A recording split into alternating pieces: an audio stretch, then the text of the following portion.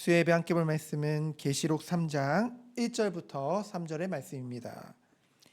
계시록 3장, 요한계시록 3장 1절부터 3절, 우리 세 절을 같이 합독하도록 하겠습니다. 사대 교회의 사자에게 편지하라. 하나님의 일곱 영과 일곱 별을 가지신 이가 이르시되 내가 내 행위를 아노니 내가 살았다 하는 이름은 가졌으나 죽은 자로다. 너는 일깨어 그 남은 바 죽게 된 것을 굳건하게 하라. 내 하나님 앞에 내 행위에 온전한 것을 찾지 못하였노니 그러므로 내가 어떻게 받았으며 어떻게 들었는지 생각하고 지켜 회개하라. 만일 일깨지 아니하면 내가 도둑같이 이르리니 어느 때에 내게 이르는지 내가 알지 못하리라. 아멘. 오늘 나눌 말씀은 우리 요한계시록의 7교회 중에서 5번째인 사대 교회입니다. 오늘도 하나님의 말씀을 통해 우리를 향하신 교훈의 뜻을 깊이 깨달아 누리는 시간 되어지길 축원드립니다. 말씀을 통해 더욱더 주님과의 관계가 친밀해지는 그 회복의 시간으로 하나님이 이끌어 가실 줄 믿습니다. 그래서 우리가요, 언제 말씀을 순종할 수 있을까요? 우리가 그냥 선한 일을 해야지, 우리가 말씀에 순종해야지, 하나님은 그걸 원하지 않습니다. 우리가 주님을 사랑하는 그 마음이 커지면 커질수록 우리는 하나님의 말씀에 귀를 기울이게 되어지고, 하나님을 사랑하면 사랑할수록 우리는 하나님의 말씀에 더욱더 순종할 수 있는 것이죠. 그래서 예수님이 말씀하셨습니다. 내 마음을 다하고 목숨을 다하고 뜻을 다하여 주 너의 하나님을 사랑하라. 그것이 첫째 되는 계명이라고 했죠. 우리가 진정으로 선한 일을 행하려면요, 하나님을 사랑하는 마음으로 말씀을, 그리고 하나님의 그 요구를 실천하며 나가야 될 줄 믿습니다. 왜냐하면 우리는 선한 일을 위하여 지음받은 자이기 때문에. 오늘 이제 5번째 교회인 이 사대 교회는 우리를 2번 놀라게 하는 교회라고 했습니다. 오늘 보면은 그렇게 나누기 원하는데요. 우리가 이 사대 교회를 보면서 그 안에 있는 우리들의 모습을 좀 봤으면 좋겠고요. 또한 우리 교회의 모습을 보는 시간 되어지기 원합니다. 이 말씀은 누가 들어야 돼? 이 말씀은 저 교회가 들어야 돼가 아니라 늘 우리는 하나님의 말씀을 접할 때 내게 주시는 말씀으로, 우리 교회에게 주시는 말씀으로 오늘 우리가 이 말씀을 들어야 될 줄 믿습니다. 첫 번째 놀라움인데요. 재밌죠? 빵점이라고 해놨죠.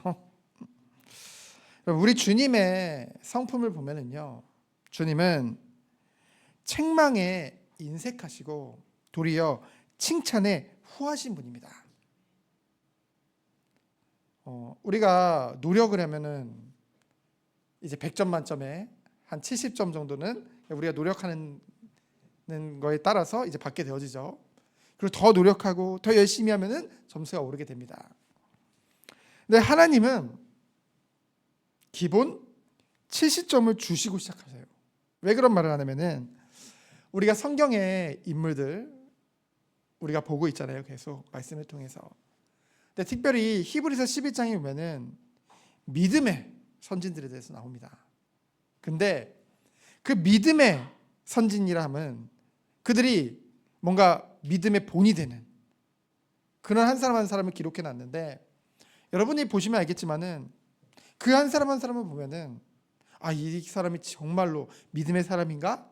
때로는 의심될 만한 너무나 연약하고 부족한 사람들도 그 히브리서 11장에 같이 기록된 것을 우리는 보게 되어지거든요.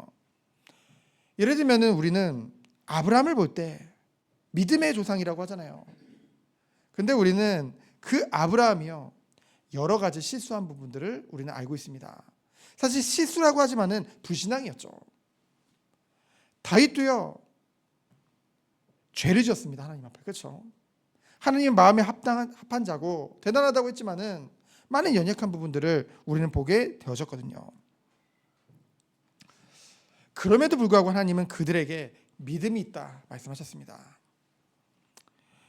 그럼 우리는 이 사실을 볼 때 하나님은 책망보다는 정말로 이 칭찬에 후하시는 하나님이시구나. 그걸 우리는 알 수 있죠. 여러분 시험 100점 맞기 쉽나요? 여러분 시험 100점 맞는 거 어때요?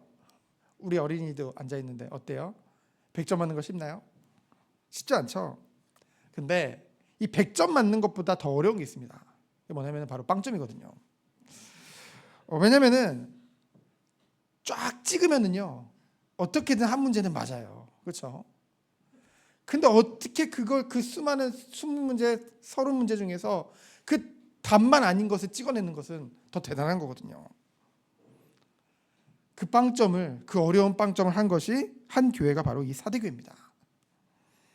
장점만을 붙잡고 칭찬하기를 기뻐하시는 주님께게 책망만 듣는 것은 정말 쉬운 것이 아니거든요. 근데 사대교회가 그걸 해냈어요. 그들에게 정말로 칭찬할 일이 하나도 없었을까요? 사실 그 시대에 교회라는 이름 하나로도, 그 모이는 거 하나로도 사실은 칭찬받을 일이거든요.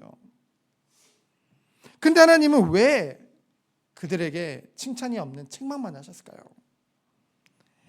그들에게 칭찬거리가 정말 하나도 없어서가 아니라 그들이 가지고 있는 그 문제가, 이 신앙적인 문제가요 너무나도 치명적이라는 거예요. 너무나도 안 좋다는 거예요. 너무나도 하나님이 미워하는 모습을 그들이 가지고 있다는 것입니다.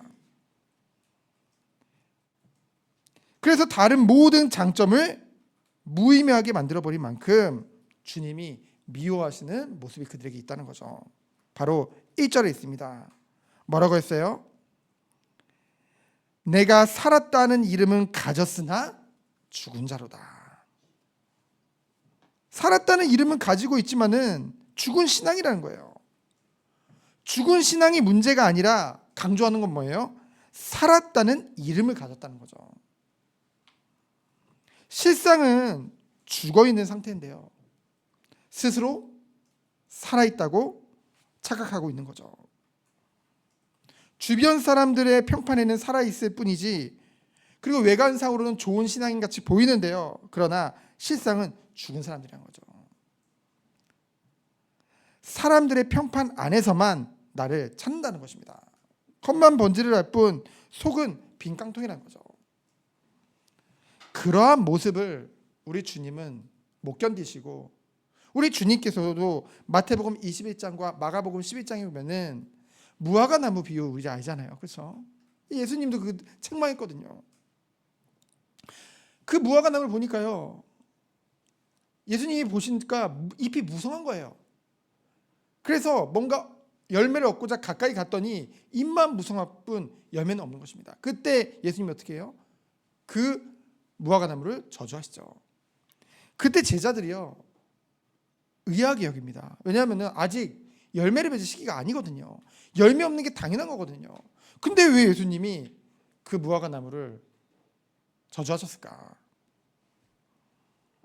중요한 것은 주님이 보실 때 그 무화과 나무가 잘못했다고 해야 되기보다는 그 가운데 제자들에게 교훈하시고자 하셨던 말씀은 뭐였냐면요, 그 무화과 나무가요 잎만 무성했다는 것이죠.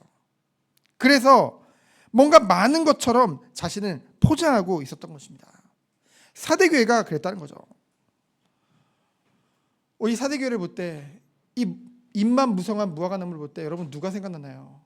예수님이 또한 저주했던, 욕하셨던 바리새인들과 서기관들을 우리는 알 수 있죠. 겉으로는 거룩했어요 그들이. 근데 회칠한 무덤 같다고 했어요. 그 안에 죽은 뼈다귀가, 겉으로는 아름답게 회칠이 되어져 있는데 예쁜데 아름다운데 그 안에는 너무나도 더러운 것으로 가득했다는 것이죠. 그래서 이 바리새인들이나 서기관 보면 어때요? 뭔가 거리에서요 기도하려면요 굳이 사람 많은 거리에서 큰 소리로 기도하고요. 그리고 자신이 금식했다는 걸 나타내기 위해서 일부러 슬픈 행색을 하고, 그렇죠? 흉하게 자신의 얼굴을 이제 그 겉모습을 꾸미고요. 높은 자리와 인사받기를 좋아하고요. 말만 하고 행하지는 않았다고 했죠. 그래서 하나님보다 사람들의 시선을 더 의식했습니다. 또한 자기 의는 강하지만 그 안에 사랑과 긍휼은 없어요. 주님을 닮은 그 모습이 그에게 없다는 것이죠. 결국은요, 이 모든 것들을 보면 무엇을 할 수 있어요? 하나님보다 나를 더 사랑하는 자들입니다. 하나님보다 사람을 더 의식한다는 것은, 이것은 하나님과의 관계가 치밀하지 않다는 증거예요. 그래서 사람들의 평판 속에서만 살아있는 자가 아니라 하나님의 평가 속에 살아있는 자가 되라고, 오늘 이 사대교회 말씀을 우리에게 주신 줄 믿습니다. 우리 정원교회가요, 이 은혜 가운데 들어가기 원합니다.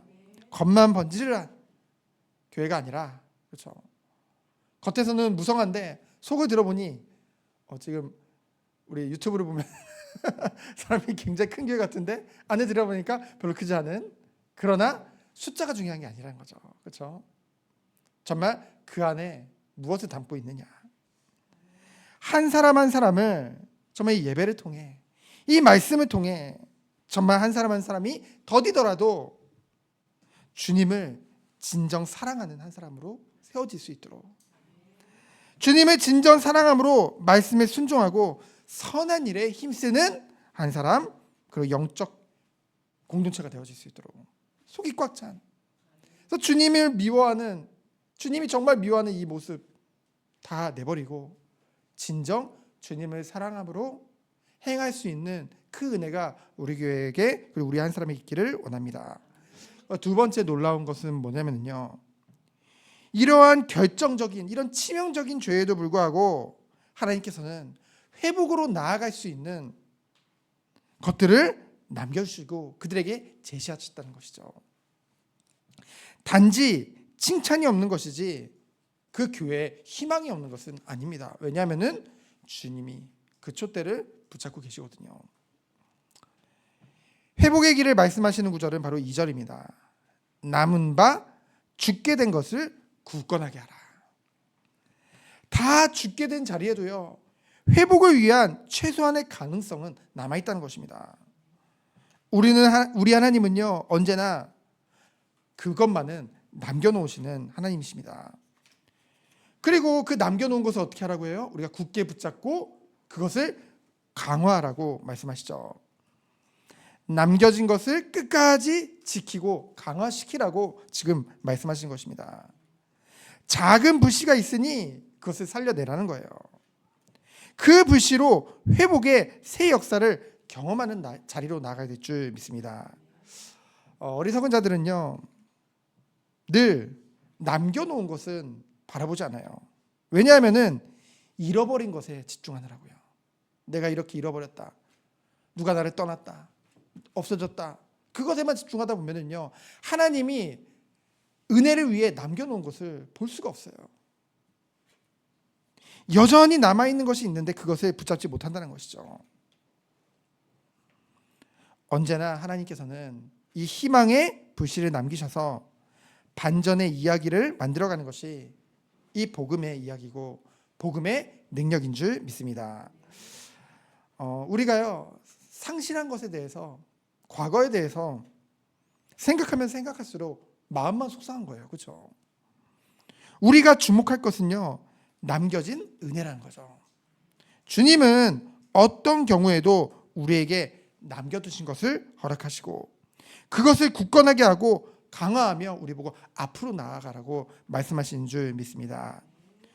우리가 잃어버린 것들, 뭔가 상실한 것들, 그거 빼면요, 그거 그냥 없어도요, 여전히 하나님이 우리에게 베푸신 은혜, 남겨두신 은혜들이 있다는 것이죠. 그 은혜를 붙잡고 우리는 날마다 일어나고 날마다 앞으로 나아가야 될 줄 믿습니다. 오늘 3장 4절로 5절에 보면요, 흰옷 입은 자들이 있다고 했어요. 바로 이 흰옷 입은 자들은 의인들을 말하거든요. 흰옷 입은 자들에게 배우는 것으로 남은 바 죽게 된 것을 굳건하게 할 수 있는 거예요. 어떻게요? 이 남은 자들과의 아름다운 그런 깊이 있는 교제를 통해서 영향을 받을 수 있다는 거죠. 그러나 그게 쉽지 않습니다. 왜냐하면 우선 그런 의인들이 별로 보이지가 않아요. 왜 보이지 않을까요? 실제로 의인이 많지 않다고 했습니다. 하나님은. 그렇죠? 의인이 많지 않다고 했어요. 수많은 교회들이 있고 수많은 믿는 자들이 있는 것 같은데 정말로 하나님이 주님이 인정하시는 한 사람, 그 길은요 협착한 길이고 좁은 길이라고 말씀하셨거든요. 그래서 실제 많지 않기 때문에 잘 보일 수가 없고요. 그리고 또 한 가지는 가까이 있기 때문에 더 보기가 더 그런 모습이 안 보여요. 이 말은 뭐냐면요, 우리가 어쨌든 우리가 믿음을 가지고 있기 때문에 주로 믿는 자들과 많이 공동체를 이뤄서 함께 교제도 하고 함께 나누고 이러죠. 특별히 이 교회를 통해서. 그런데요, 사람이란 게 가까이 있으면요, 뭐 대단한 사람도요, 그 가족이랑 있으면 별거 아닌 사람이 되거든요. 그죠? 별로 매력이 느껴지지 않습니다. 여러분, 엘리야 하면 어때요? 엘리야 대단하죠. 능력의 선지자. 근데 야고보서 5장 17절에 보면은 이 엘리야도 우리와 성정이 같은 사람이라고 했어요. 곧 우리처럼 연약함과 감정을 가진 평범한 사람이란 거죠. 그 엘리야마저도요, 가까이서 보면은 멀리서 봐야 우러러 보이는 의인들이 있다는 거죠. 가까이서 보면요, 그 사람이 그 사람입니다. 그렇죠? 다 그래요. 완벽한 사람은 아무도 없습니다. 그렇다면 어떻게 해야 될까요? 오늘 의인들을 통해서 하나님이 배우라고 하시는데, 굳건하게 하라는데 의인을 찾아보기가 힘든데 어떻게 해야 될까요? 여러분, 완벽한 사람은 없습니다. 모두 다 성화의 과정 중에, 그리스도의 장성한 분량까지 자라나는 그 과정 중에 다 있을 뿐이죠. 그렇기 때문에 우리들은 무엇을 배워야 될까요? 서로의 장점을 배워야 될 줄 믿습니다. 누구든지요, 장점은 한 가지가 꼭 있거든요. 여러분, 무너져가는 교회는요, 서로 판단하기 바쁩니다. 그렇죠? 서로 판단하고 미워하고 그럴 수밖에 없어요. 왜냐하면 모두 다 자기 중심이기 때문에. 그러나 성장하는 교회를 보면은요, 서로를 나보다 낮게 여기고, 그렇죠? 바울이 빌립보서 2장 3절 말씀과 같이 나보다 남을 낮게 여기며 교제하고 본받아야 할 남은 자라는 사람은요, 이와 같이 완벽한 사람이 아니라 우리 곁에 있는 사람들. 실제로는 결함이나 허물이 있더라도 단 한 가지라도 그 사람을 통해서 나에게 도전되는 부분이 있다고 한다면은 그것으로 나를 깨우고 나를 도전케 하는, 성장케 하는 남은 바로 여겨야 될 줄 믿습니다. 저도 그렇거든요.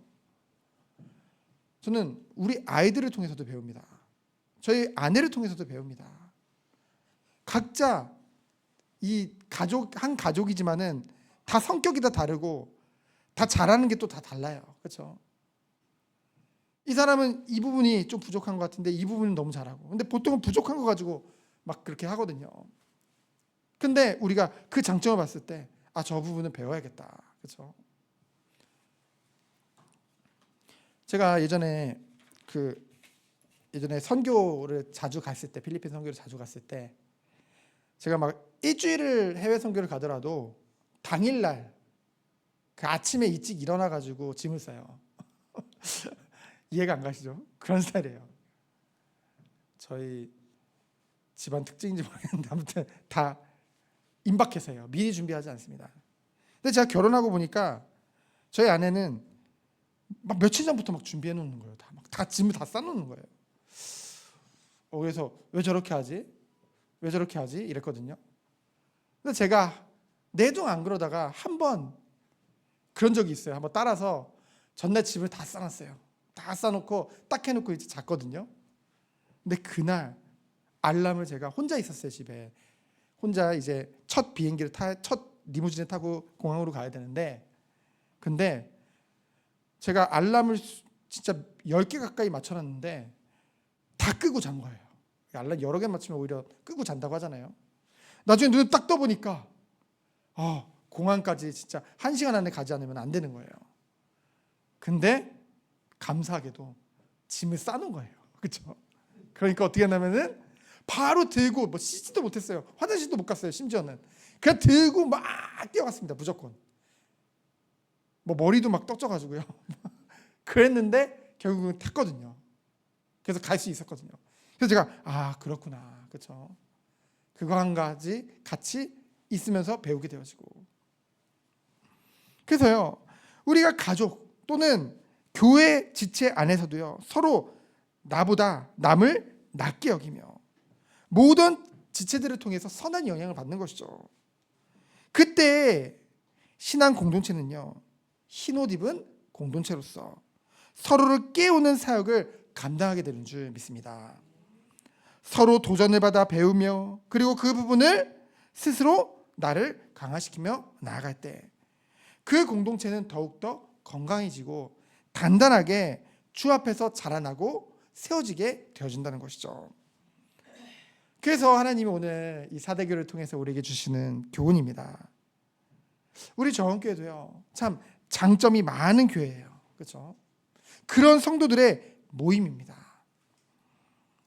그래서 우리 교회도요, 겉만 무성한 교회가 아니라 정말 한 사람이 있지라도 주님을 사랑하는, 자신을 부인하고 오직 자기 십자가를 지고 주님만을 따를 수 있는 그 주님의 제자로 세워나가길 축원드립니다. 그리고 또 서로를 볼 때 나보다 남을 낮게 여기며 그 장점을 나와 공동체의 남은 것으로 은혜의 선물로 강화시키는 그런 교회가 되길 원합니다. 이 말씀을 붙잡고 하나님이 원하시는 그 은혜가 우리 교회에 그리고 우리 개인에게 있기를 예수 그리스도의 이름으로 축원드립니다. 시간 기도합니다. 하나님 감사합니다. 오직 주의 영광을 위해 인도받는 우리 한 사람 교회 되도록 주께서 축복하여 주옵소서. 살아계신 예수 그리스도의 이름으로 기도합니다. 아멘. 우리